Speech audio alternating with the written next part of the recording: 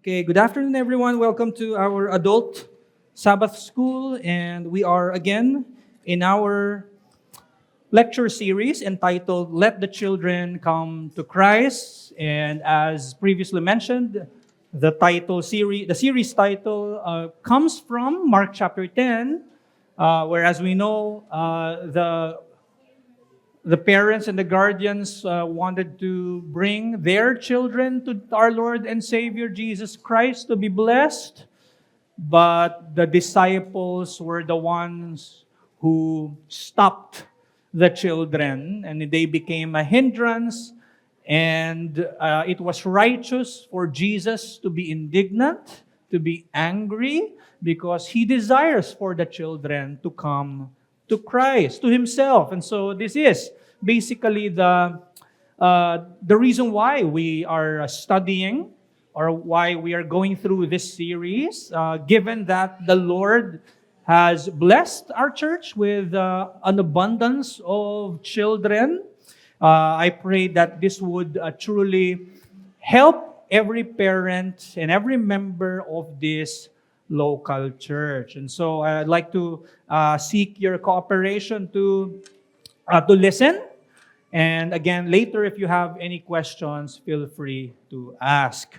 Last week, we looked at the threefold role of the parents, and we mentioned that this threefold role are rooted from the threefold office of the Lord Jesus Christ. That Christ is primarily the prophet, priest, and king.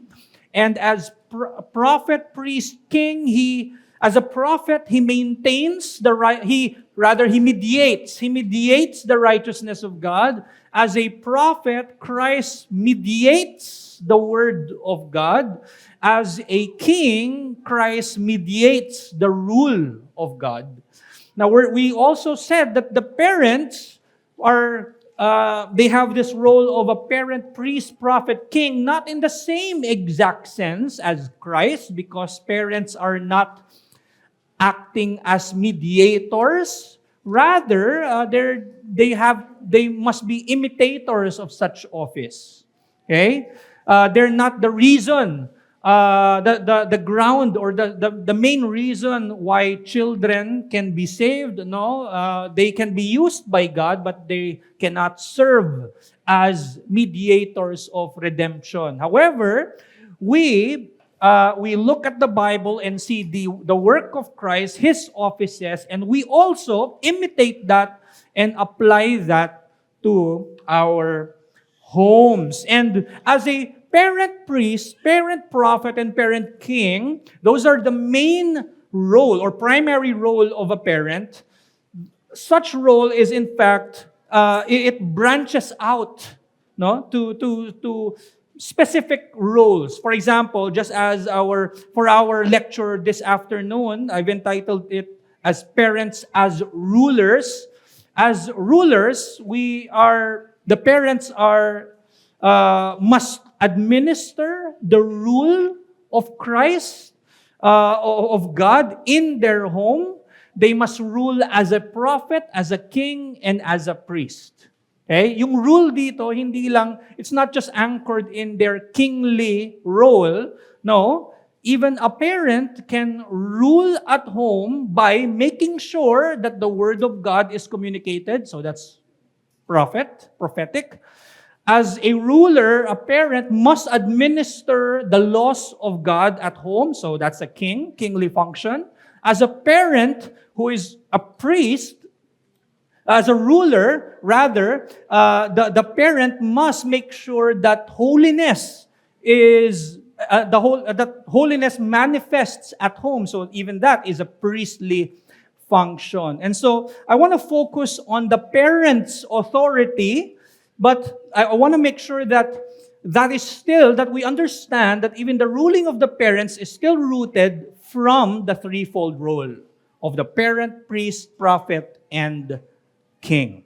Okay? Like I said many times, we cannot divide those three role.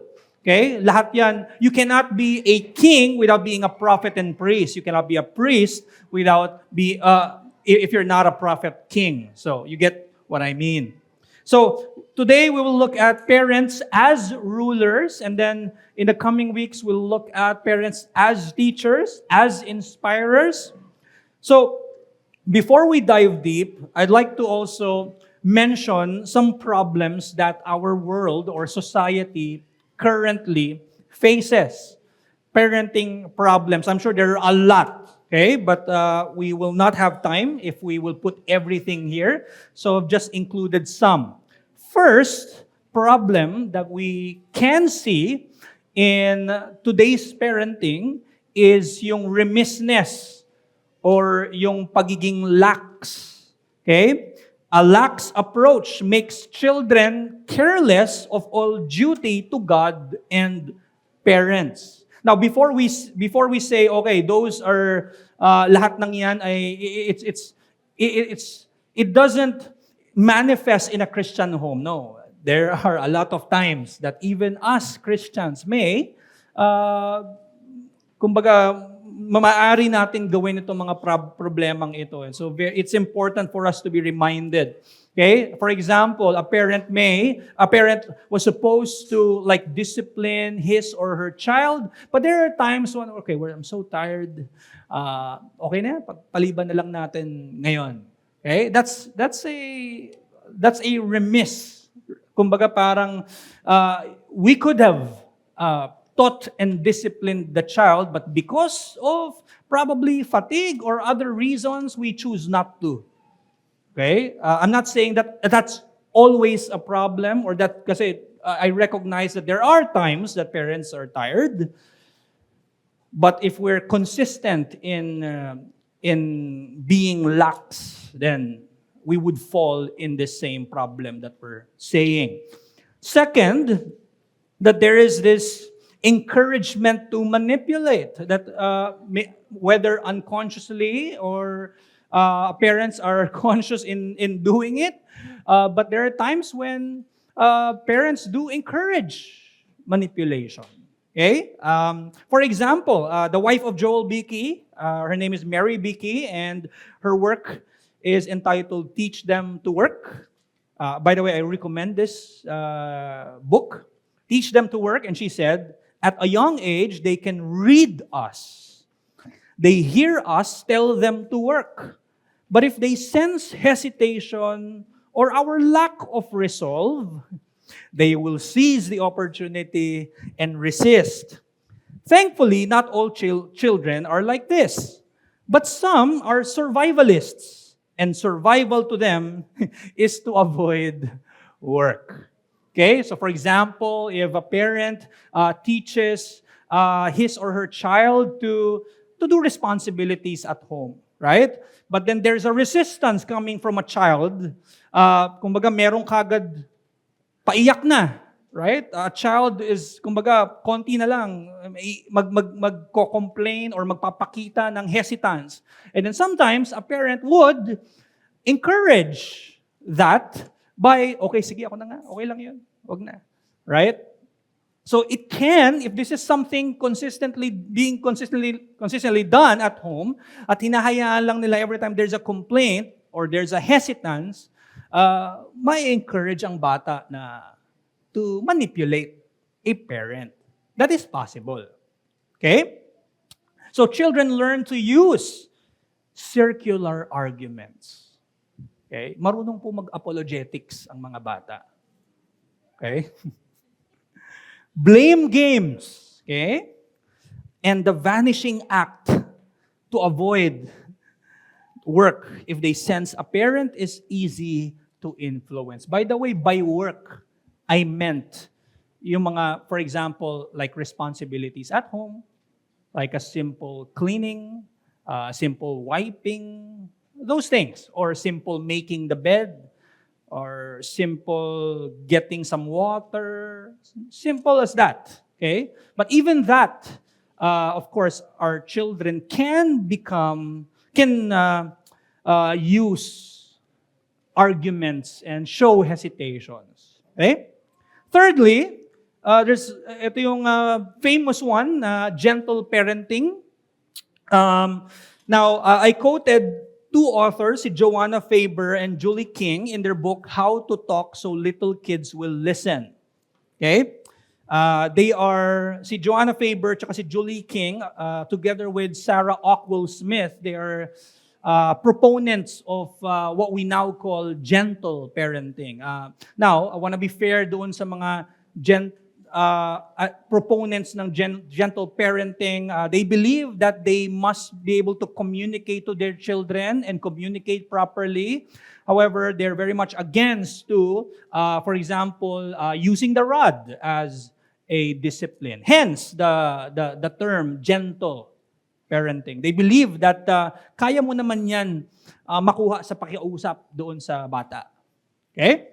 In some sense, we can agree to that. I mean, there has to be some proper communication with the children, but not to the extent that rods are not used at, of course, specific times. Okay? So according to them, the point is that we cannot behave right when we don't feel right. And kids cannot behave right when they don't feel right. If we don't care of their feelings first, we have little chance of engaging their cooperation. Okay? So medyo leaning towards subjectivity yung philosophy ng gentle parenting. Now again, just to clarify, I'm not saying that we ought not to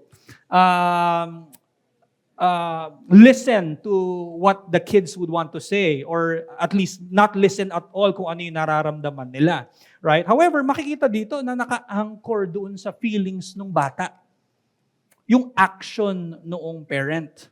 Okay? Unless they feel right or well, they believe that, okay, they're not gonna be able to understand what you're gonna say. They need to feel right.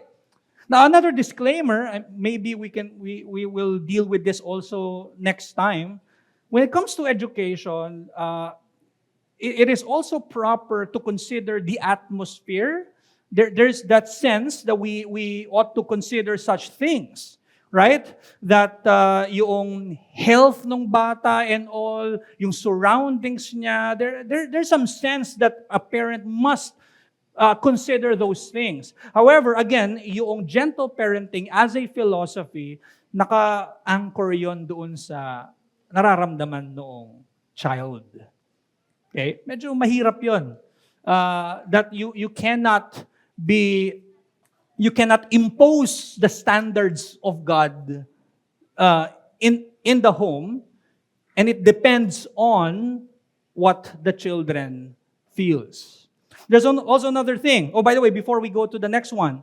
And so, going back to gentle parenting, such approach focuses solely on making the child feel right or feel well instead of addressing the root, which is, of course, sin. So it seeks to form the child through empathy, guidance, and internal development rather than subduing the will and disciplining. Okay? They believe in discipline, but by discipline they mean like educating with words. We would agree to that, but of course, without the rod. Okay? So it minimizes control in favor of formation. They believe in forming habits, pero devoid of the biblical standard of discipline. Next is the wishing well parenting. When parents act like wishing wells whose rules change based on their own moods. Nakadepende sa kanilang mood at that time or kakayahan nila. Children become devastatingly uncertain and insecure because they never know where they stand. It depends on the preferences of their parents. Again, preferences are not bad, but it's not like there are standards that are unchanging. If this is done, if sin was clear at home, then there has to be discipline. But for wishing well parenting, such philosophy would entail that, well, it depends on the mood of the parents. So it is unstable authority where rules shift and they become unable to rely on consistent order. Next, Well, actually, I think nagkamali ako ng word dyan. Kasi habang tinatype ko yan, nag-iisip ako ng proper word. Hindi ko alam bakit nurse ang nalagay ko. Nurse, kasi I was thinking of nursing a baby during that time. So, but you know what I mean? Parang, what I mean by this is technology as a substitute. I also want to give a disclaimer. Sorry, hindi theology, technology.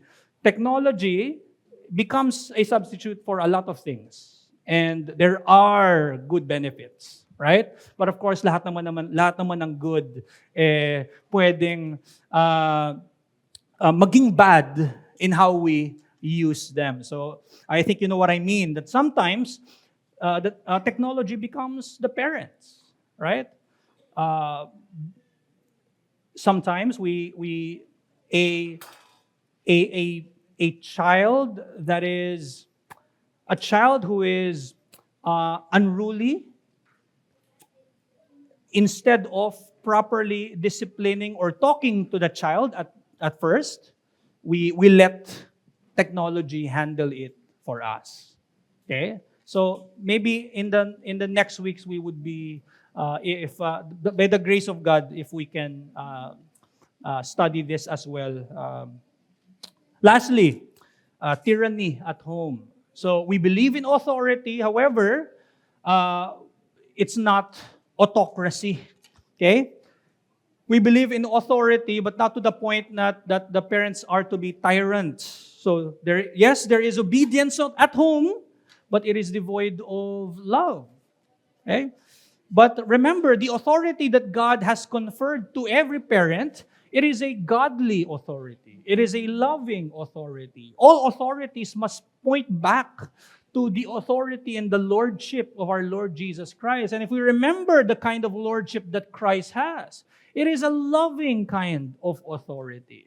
Remember in Matthew chapter 12, he says in verse 20, he does not break the bruised reed. The reed is already bruised, but he doesn't fully break it. Right? Kumbaga may pagmamahal at mayroong compassion na nanggagaling sa ating Panginoong Jesus. So, as rulers, parents must govern the feelings of their children. Okay? Hindi ito subjective. Parents must govern the feelings of their children through the subdued will and the habit of fortitude, having the goal of bringing the children to Christ. And so, as we are looking at or studying the parents being rulers at home, of course, it is important for us to understand what kind of parental authority do parents have. So let's look at the nature of parental authority. We must distinguish first what authority and autocracy means. So I've given some definitions there. Authority is deputed, not inherent. Hindi ito nagmumula inherently sa isang tao. This is something, we are all deputies. We are all given authorities. The fact that it is given, it means that it can be taken away. Right?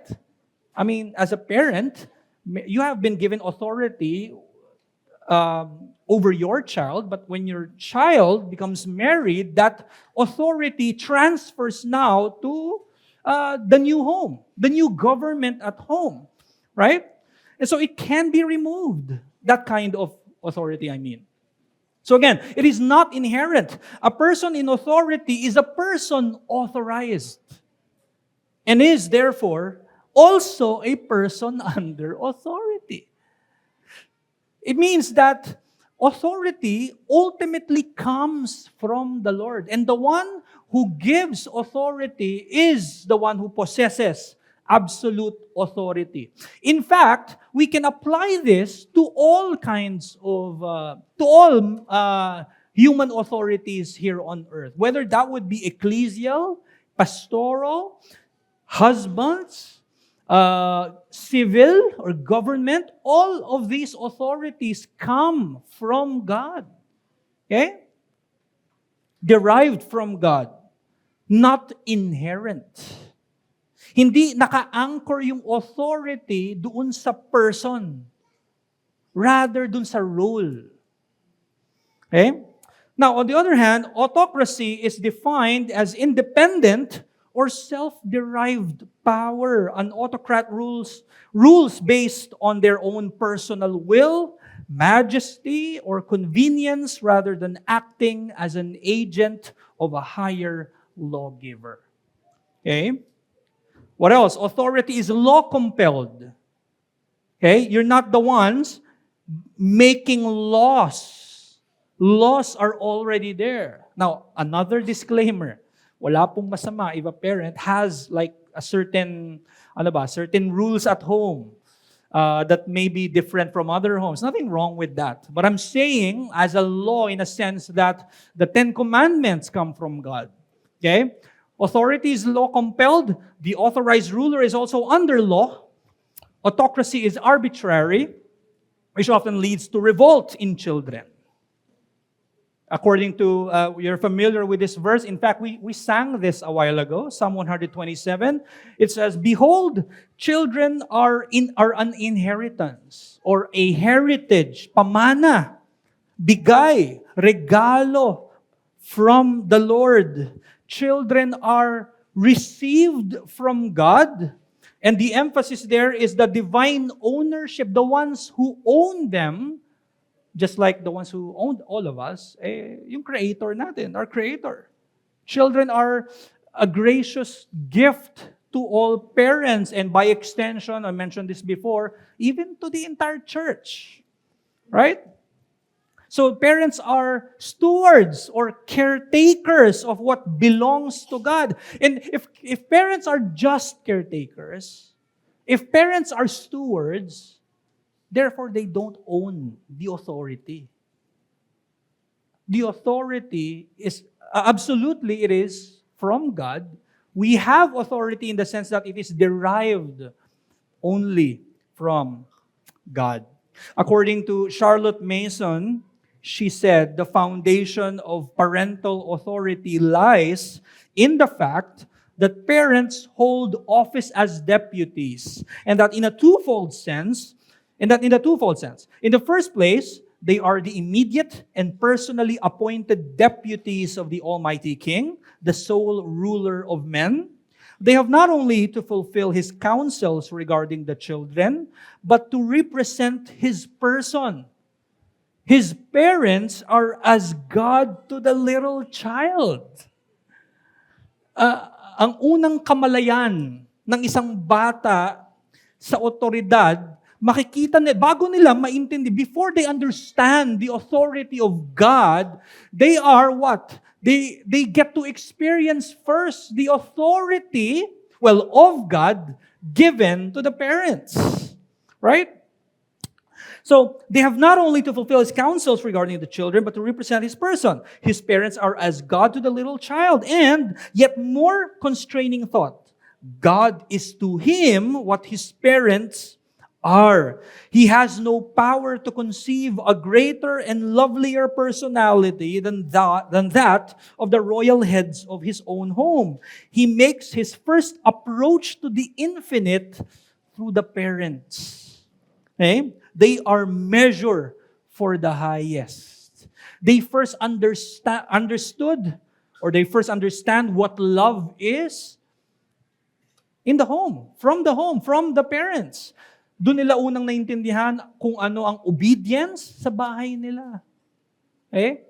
So, technically, as rulers, parents must view their role or their rule as a rule coming from God given to them. The rules that they implement at home are technically rules of God.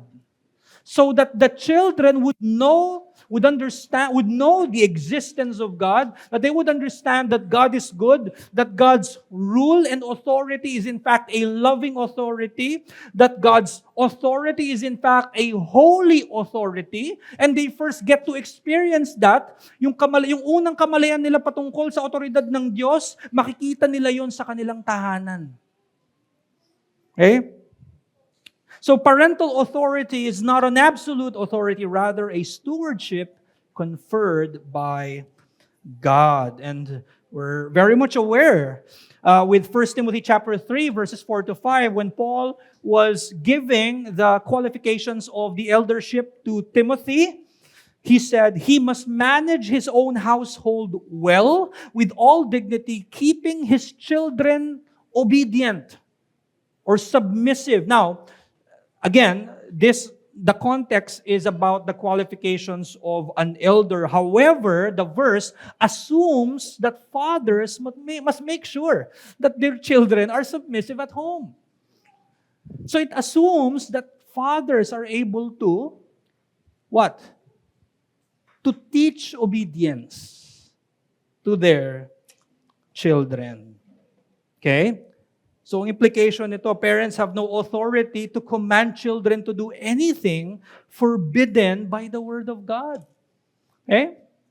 Because naturally, children are also in the image of God. They're also recipients of the curse. They're also sinners like us, and they're bound by folly, according to Solomon.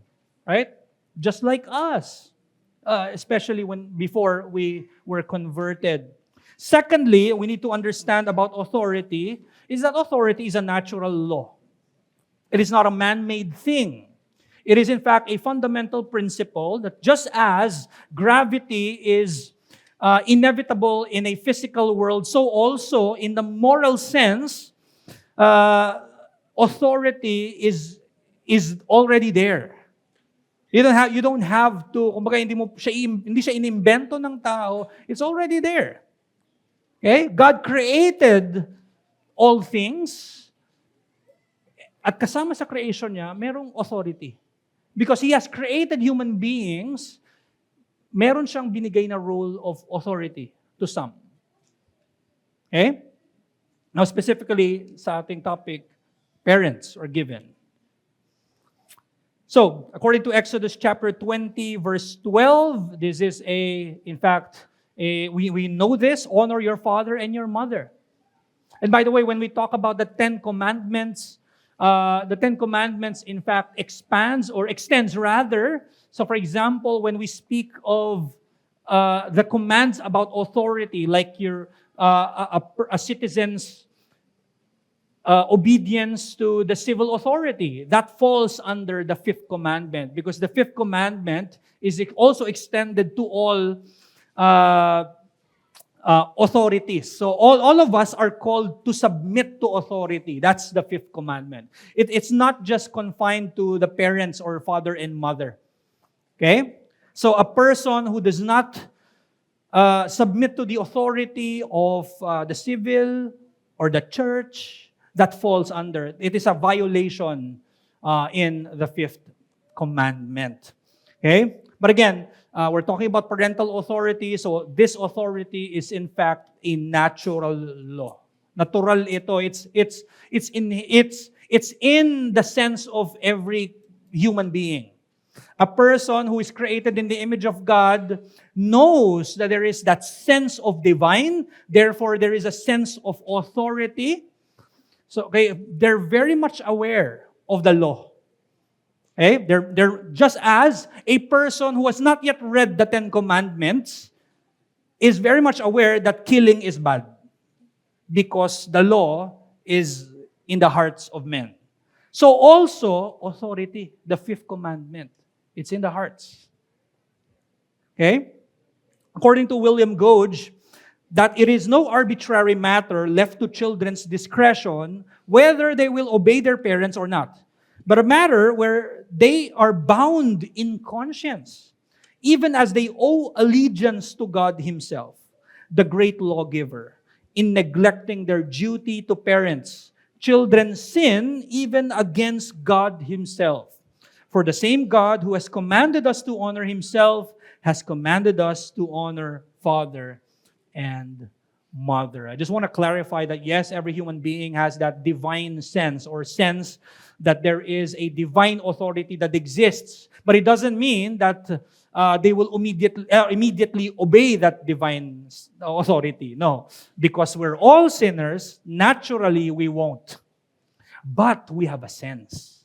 We know Diba? Remember in Ecclesiastes chapter 3, Kohelet said, God has put eternity in all of our hearts. That is to say, He has put that understanding that there is a divine being, and God has put that knowledge in each and every heart.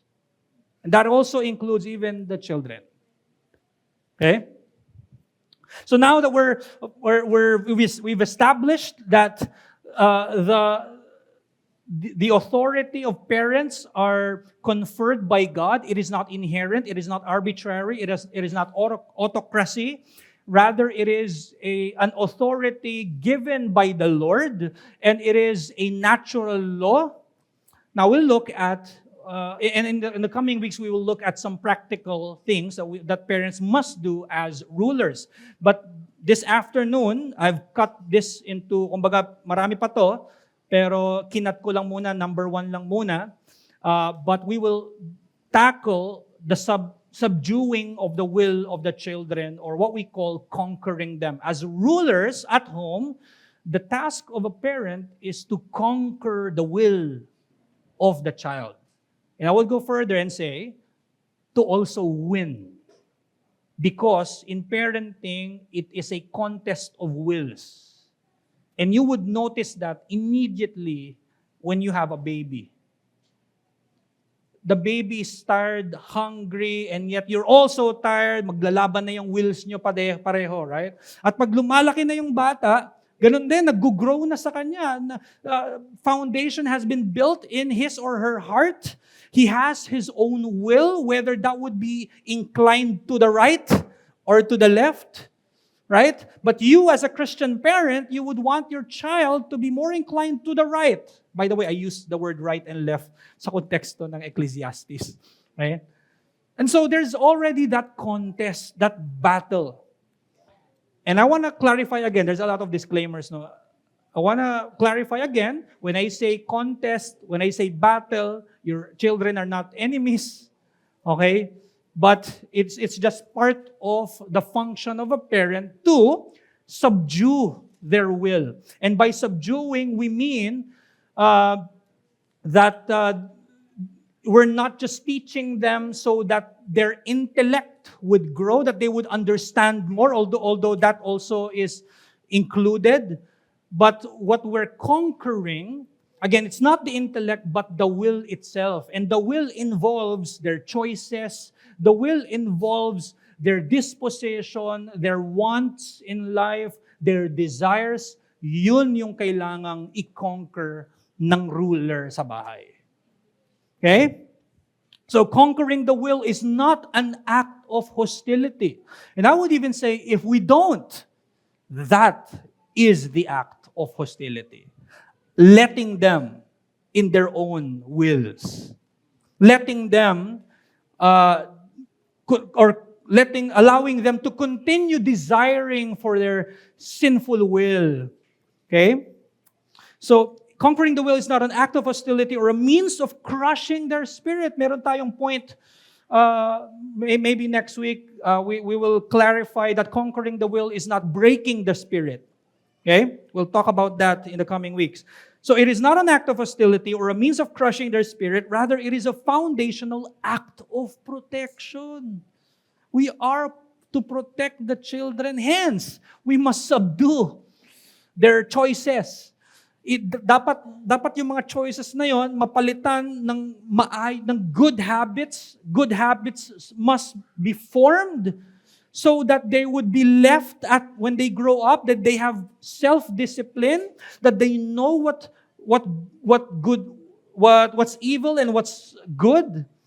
That's the goal of conquering or subduing the will of the child. And to conquer their will, it is to train them, it is to educate them.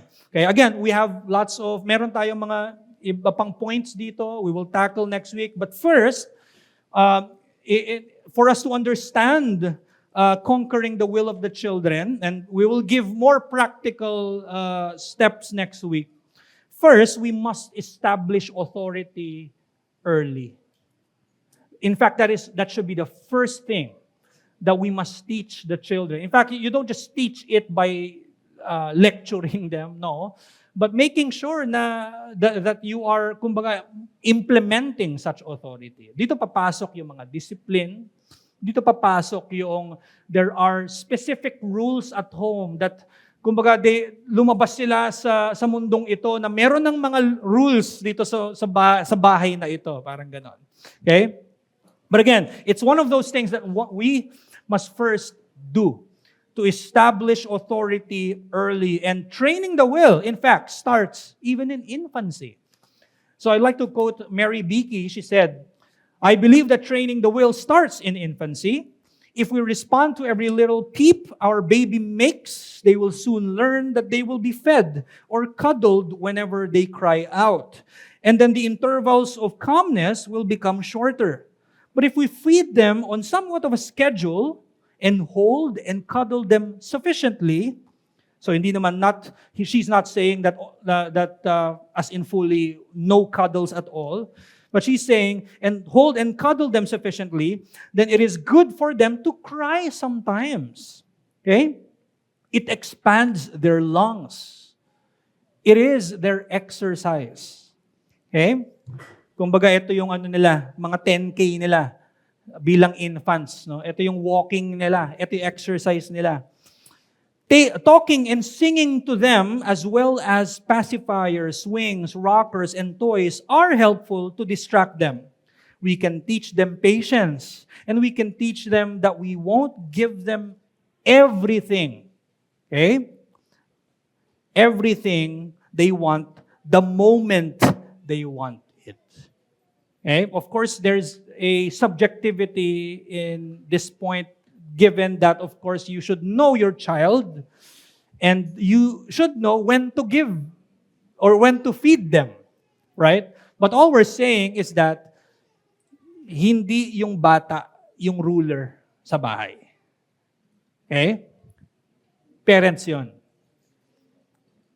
Now, according to Susanna Wesley, the mother of Charles Wesley, she said, "In order to form the minds of children, the first thing to be done is to conquer their will and bring them to an obedient temper. To inform the understanding is a work of time and must with children proceed by slow degrees as they are able to bear it." So we see here that it's not as if parang, okay, one time lang, we're able to conquer the will of the child or they're able to understand authority at an early age. No, it doesn't work that way. It's something that it will take you years or months to do it. Okay, especially for her younger ones. Okay? So it requires a lot of patience from the parents. She said, "But the subjecting of the will is the thing that must be done at once, must be done early, and you must be patient, expecting na tomorrow hindi ka agad magigets yan, hindi ka agad ganun, right? It must be done early, and the sooner the better. For by neglecting timely correction, they will contract a stubbornness and obstinacy, which is hardly ever afterward conquered, and never without using such severity as would be as painful to me as to the child." She's saying it will become more painful later on if we do it later. It would be more difficult later if we start late. Okay? Now, Joel Beakey said in his book, Parenting by God's Promise, "The will of a child needs breaking because of the folly that resides in the heart of every fallen human being, namely, our active resistance to the light of God's Word, and our active resistance to the light of God's Word, and our perverse," umulit pala yung "our active resistance to the light of God's Word, and our perverse desire to remain in darkness and ignorance." Tinype ko lang yan from the book. Why do we need to break the will of a child? Because according to Koheleth, folly is bound up in the heart of a child. But there has to be a correction, right? Discipline involves correction. Discipline does not always just refer to the rod. it also refers to formative discipline, teaching, words, compassion. Okay? But here, specific to Proverbs chapter 22, Kohelet is saying, okay, it's one of the primary things that you ought to do. In order to break the will of a child, the rod of discipline drives it far from him. Okay? So children are born with a decided bias. That is a quote from J.C. Ryle, by the way. Decided bias towards evil and a heart where folly is bound. They are not morally neutral. Leaving a child to their own will ensures they will choose wrongly. Di po ba it is common that we hear this, right? We don't teach our children bad things because that is something that is already inherent in every human being. We teach them what? Good manners. We teach them the Word of God instead. So to conquer the will is a necessary kindness that rescues the child from the inherent folly, and we must see it as a rescue. We must see it as a protection for them. So again, J.C. Ryle said, remember, children are born with, like I said, a decided bias towards evil, and therefore, if you let them choose for themselves, they are certain to choose wrong. Okay? Koheleth also said, Proverbs chapter 29, the rod, that speaks of a literal rod, right? Not exactly the rods that we use now, the rods that are used for by the shepherd during that time. Pero it's talking about a thing that is used for disciplining. Okay? So pamalo, the rod, pero hindi lang yung tool na yun. It's not only the tool, but also the word, reproof, right? That involves teaching, that involves rebuke, right? Pointing to the gospel. The rod and reproof give wisdom. Hindi pwedeng always rod at walang reproof. Hindi rin pwedeng puro reproof nang wala at times na rod. Okay? The rod and reproof give wisdom, but a child left to himself brings shame to his mother. Okay? According to John Abbott in his book, The Mother at Home, he said, the first thing to be aimed at is to bring your child under perfect subjection. Teach him that he must obey you. Sometimes give him your reasons, or sometimes withhold them. Sometimes you have to explain, but sometimes you don't have to explain.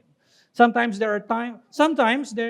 you would have to allow them to experience natural consequences so that they would better understand the gravity of what was done. Okay?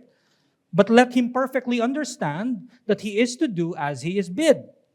Accustom him to immediate and cheerful acquiescence. Acquiescence means accepting. Okay?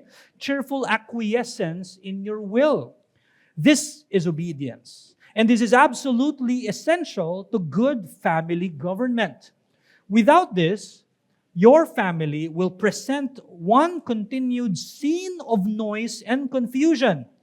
The toil of rearing up your children will be almost insupportable, and in all probability, your heart will be broken by their future licentiousness or ingratitude.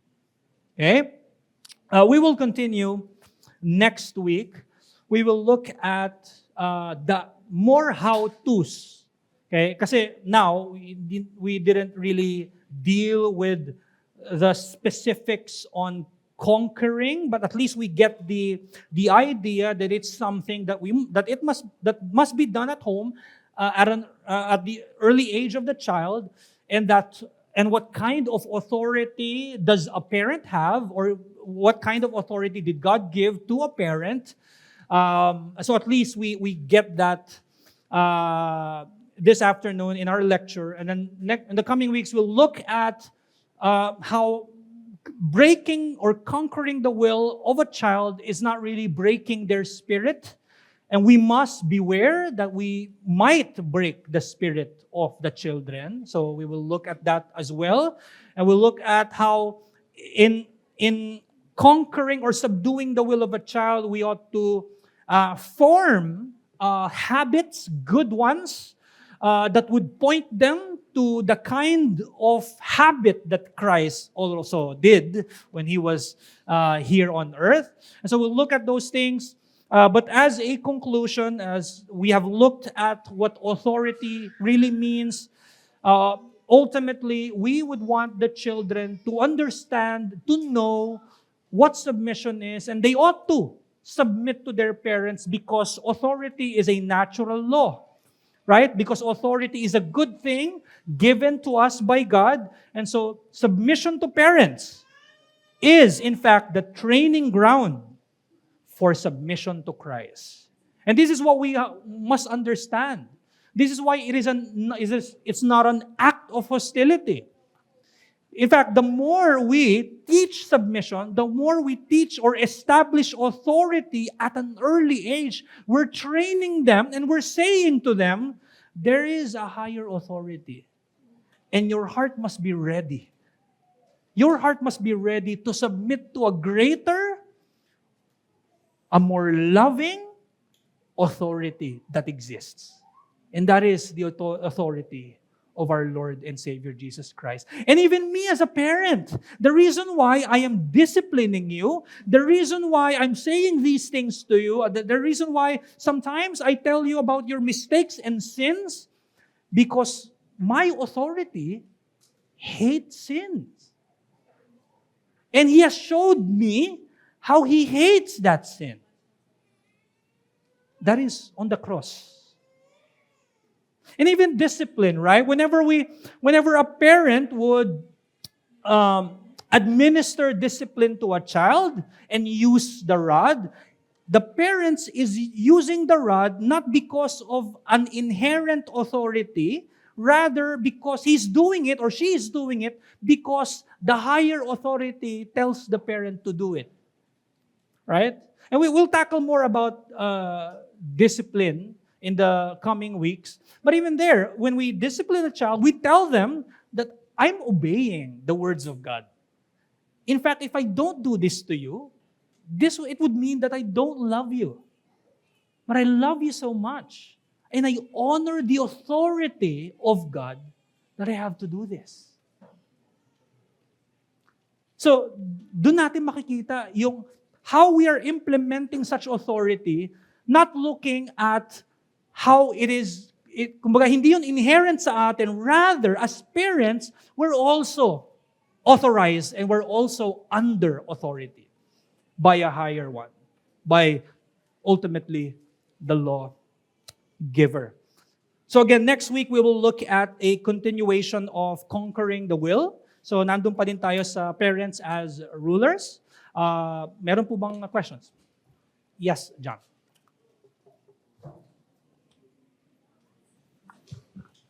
Hi, Paz. Thank you for the lecture. I was thinking more about the house, when you mentioned house rules. Okay. Because I know that there are house rules of varying degrees Yeah.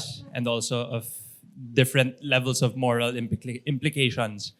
And I was searching on examples of different house rules. There are house rules such as tidy up toys or tidy up toys before getting new ones, or clean up after yourself, Clego. And then there are others na no Clego. hitting, kicking, or hurting others. Okay. I'm thinking, would it be wise for house rules, or which house rules deserve, or do all house rules, are all house rules worthy of enforcement and administering the rod if ever they are disobeyed? Right. Are you done with the question? Yes. Was my question clear naman? Yes. I was trying to But let me know structure it in my if head. if di pala it appears na hindi pala Okay. ang kayong understanding.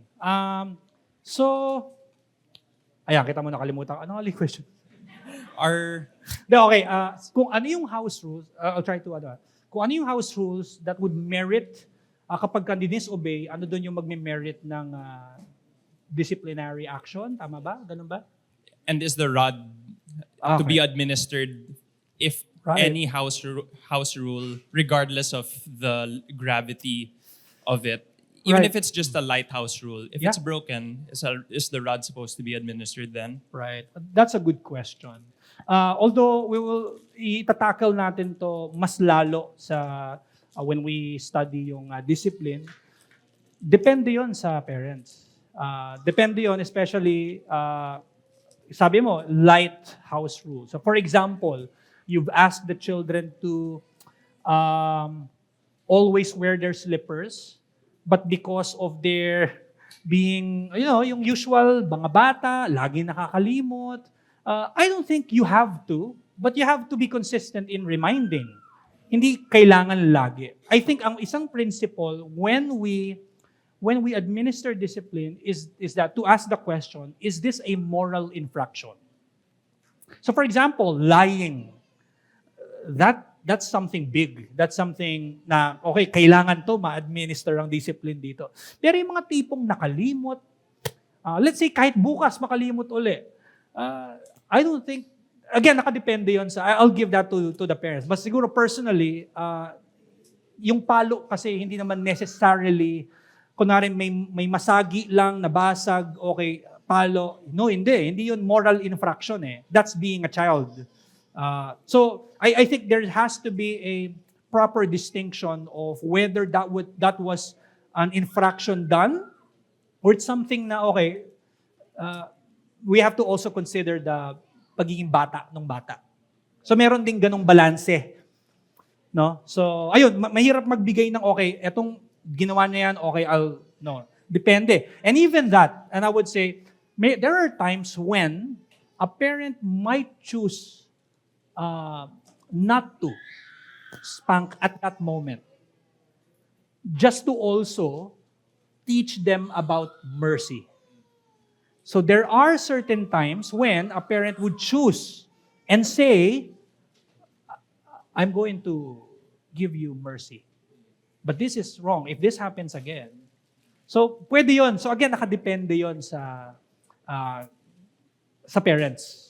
Sa pag-uusap nila nung mag-asawa. Tapos, I'm not sure, did you ask about the house rules, whether alin dun yung, what to implement? Did you ask that? Sorry?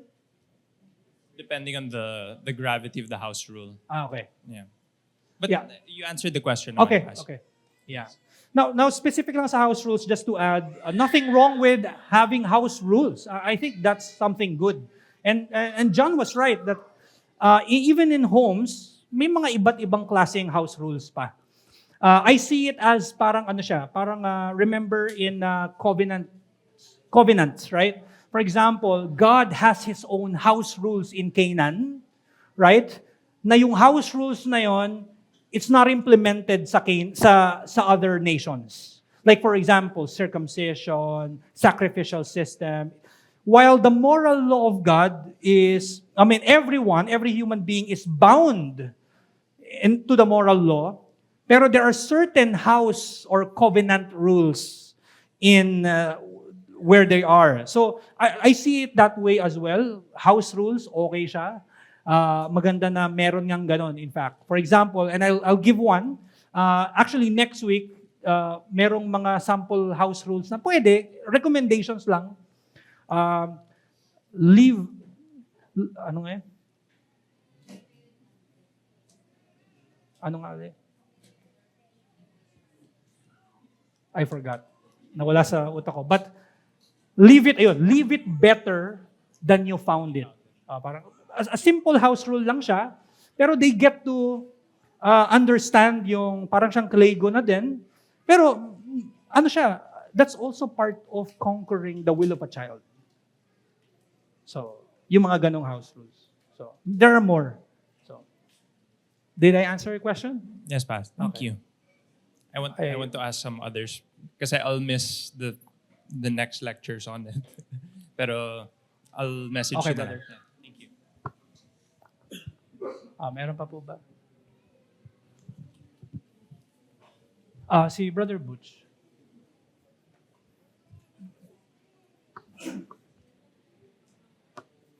Ay, pass.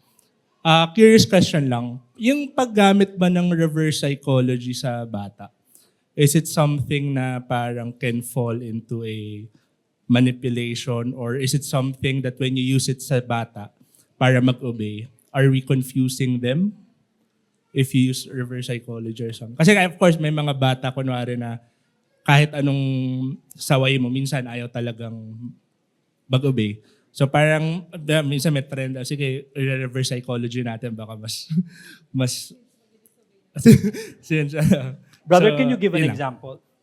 Ano ba sample? Don't do it. Tapos gagawin pa rin yan. Sige, do it. Yun na, curious question lang. Na, ano, Okay. I think so. There is a sense na part of teaching the child is merong times that you would have to allow them to experience the natural consequence of what they have done. So para at least mas maintindihan nila. Kasama yon sa discipline sa kanila, especially if makulit talaga sila, right? Then kasama talaga siya. So that's proper. That's good. But lahat naman ng good pagka sumobra hindi maganda. So hindi laging dapat. Okay? So allowing them to suffer or to experience rather natural consequences of their sin, that would be fine. I'm not yung kunwari kapag sinabi natin, sige gawin mo 'yan. Siguro mas mag-watch out lang ako sa temper ng magulang. So siguro more yun yung ano ko, yun yung mas magiging concern ko. Pero I think yung as simple as, sige, gawin mo 'yan. I don't think that's immediate kumbaga parang sinful ka agad. You know, you're just being a parent to a child. So yeah. Piggybacking on that reverse psychology, with a threatening tone.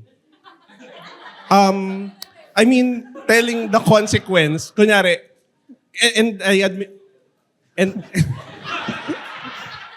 nagdo-drawing siya. Ano? Hindi, nagdo-drawing yung panganay. And kunyari, sige, try to do it. You know what will happen next, right? Yeah.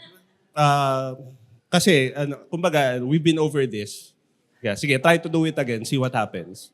So Genesis chapter 2, God told Adam, if you eat of the fruit of the knowledge of the tree of the knowledge of good and evil, sige, you shall surely die. Walang sige, pero you get what I mean. No. What I mean is that there is a threat. Okay. A threat was given by God. A sanction was given by God, and it was clear. Actually, part of the discipline the children is making sure that there are clear instructions. What can happen if you continue to do this? And there are times when the voice of a parent will increase as long as hindi siya talaga angered. But because you hate continuous disobedience, I don't think that's immediately bad kasi disobedience is a sin. So, as long as walang anger sa heart mo, pero threat in itself is not really a bad thing because even ang Diyos nagbigay ng threat sa covenant niya kay Adam. Now, depends on the threat. Baka... Yung threat of punishment, parang sige, try to ayun. do it again. And you can, honestly speaking, as a parent, you can separate the tone of the voice from the threat. Kasi you can tell the anak, sige, try to do it again. Yeah, that's why I said na it's not necessarily or immediately sinful because there are times that may heightened na voice and they have to know. So, hindi naman pwede, sige anak, try mo lang, isa pa. Parang ano na yun eh. Actually, mas nakakatakot yun, by the way. Mas nakakatakot yun. Pero, wag. But ultimately, we're not scaring the children, right? This is why parenting is hard work. Kasi there's always that balance it's not always this, it's not always that. There's always that balance na kapag ka nakikita mo yung bata talagang patuloy sa kanyang moral infractions at hindi nakikinig, meron talagang times na tataasan mo ang iyong boses just so maintindihan nila ang anger. And even anger itself is not inherently sinful. If your anger is, kumbaga naka-point yan towards doon sa kasalanan, then that's a righteous anger. As long as, of course, wala nang sinful words na lalabas pa sa bibig mo. Yan. Clarification lang, there are times na may mataas ng boses, merong, sa Proverbs says na merong, may kumbaga appropriate at times ang sharpness. Right? Even, not just the sharpness of words, but also the sharpness of tone. But sharpness does not immediately equate to anger. So, ayun. And we don't discipline when we're angry at our children. Does that make sense? Okay. Siguro last question na po. Yes po, Tita Lily.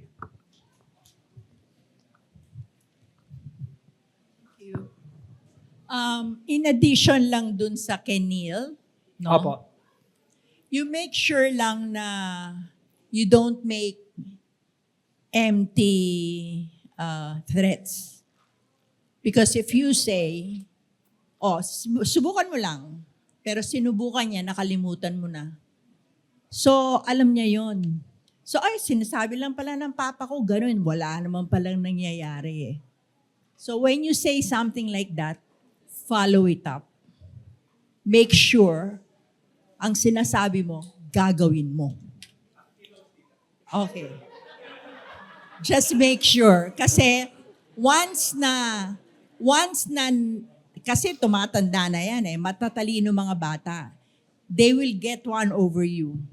So pag alam niyang hindi mo ginawa yung threat mo, patay ka na. Paanong patay, Tita? Wala na. Mas si Elijah na magdidisiplina sa May kanya. pangalan. May pa...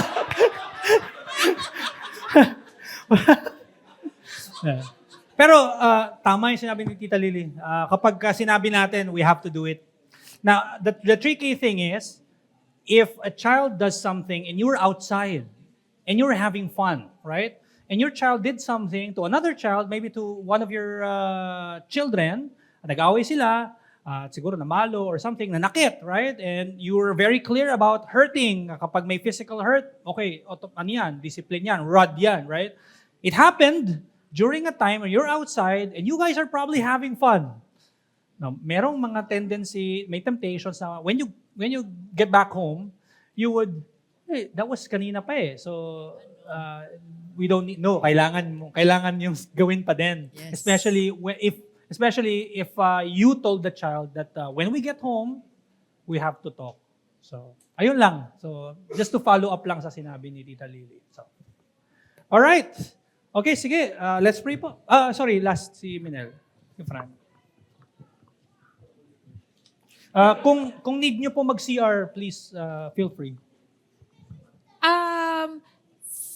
Paano ba? Let's say, kunyari, nagfe-fellowship yung mga kids ng church. Tapos may nangyari. Okay. What is the best approach? Parang kunyari, dalawang kids nag-away or something. Should the kid approach the parent of the other kid and say something happened? Or should the parent talk to the other parent? Or can the parent of the kid talk to the kid? Gets ba? Ano yung nangyari? Depende. Pwedeng may argument. Argument. Hindi, kunyari, ayoko laruin ni ganito. Or he didn't treat me well. So may issue siya. Tapos, syempre nag-usap na yung dalawang bata na, I didn't like what you did, pero hindi nagkaintindihan. So, should the kid approach the parent of that child? Or should the parent talk to the other parent? Alam mo yun? Or can we go directly to the child and say, mas tama if you did this, ganyan. Right. That's a good question. Walang rule set on stone regarding that. So, a child, if you think na yung bata kaya niyang makipag-usap or familiar siya sa Matthew 18, kunwari lang. Pero a child can be familiar with Matthew 18, by the way. So, definitely you allow them to, kunwari may nagawa sa kanila, you allow them to do it. Pero if hindi, wala ring masama na yung batang yon dumiretso sa magulang. As long as, of course, naturuan din yung bata na magsabi ng truthful. Kasi syempre, ang bata din at times, pwedeng medyo siguro exaggerated yung story. So, again, walang set on stone dyan. Nothing wrong with the child talking directly to his own parents and then the parents talking to that parent, especially kung medyo mabigat yung nangyari. I think, lalo na yon, parent to parent talaga yon. Pero kung hindi naman sobrang bigat, walang problema kung dumiretso yung bata kahit dun sa parent nung, nagsuplada sa kanya or whatever. Wala namang masama doon, I think. So, pero the principle is, always, is that matutunan din ng bata in the future yung kausapin yung whoever wronged him or her. So, yan. So, which means that parents also must teach the children about, dito papasok yung pagturo ng social skills sa kanila, kung paano makipag-usap or handle even the smallest of conflicts ng mga bata. So, yeah. Meron tayo ng social skills, mag-aaral natin. Sige. Okay, let's pray. Our Most High God and Heavenly Father, salamat Panginoon sa opportunity na aming madaanan at mapag-aralan ang Lord, ang theology of the family. Specifically, Lord, pagdating sa parenting, Lord, we recognize na walang sino man sa amin ang perfectong parent. We look at how you are good to us. We look at your authority. Lord, ikaw lamang ang aming primary example of fatherhood. Ikaw ang aming perfect father who love us. I pray, Lord, that may imitate namin ang iyong pagmamahal, may imitate namin ang authority na ikaw, na meron ka. Salamat, Panginoon, sa opportunities na ito. Tulungan mo ang bawat isa na maidala namin ang mga bata, whether that would be our own children or not, maidala namin ang bawat bata na naririto sa aming Panginoong Jesus. Salamat po muli. We lift up to you our 3 p.m. worship. We praise you in Jesus' name. Amen.